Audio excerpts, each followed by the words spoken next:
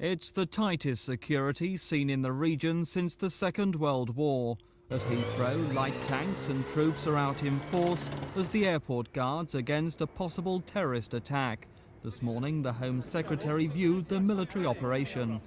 Well, I think that Iraq has made clear that if they can use terrorist activities, they will do so. After all, he has used terrorist activities in the past. And so it's very important that we should be vigilant and take such precautions as we can.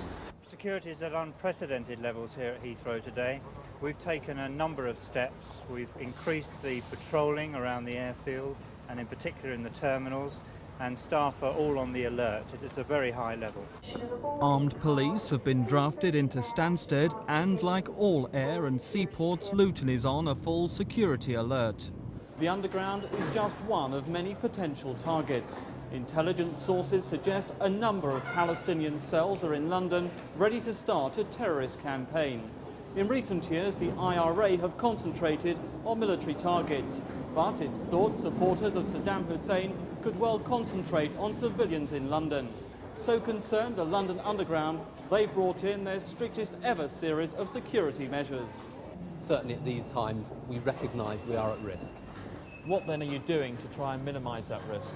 We have reminded all our staff of the need to be vigilant and to be particularly suspicious of any package or people behaving suspiciously.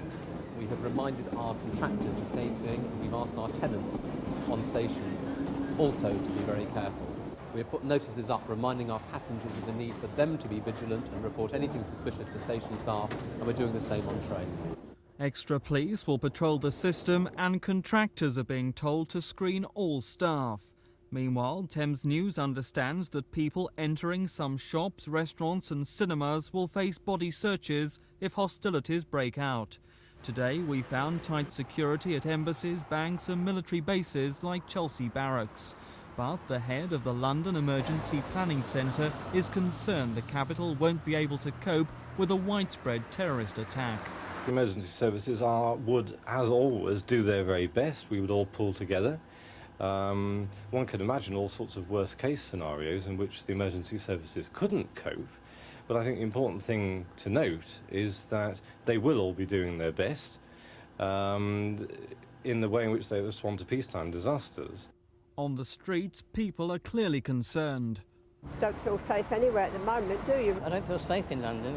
Very worried because it could be quite a bad thing for the future for my kids. And I want my kids to grow up in the kind of world that seems to be created at the moment.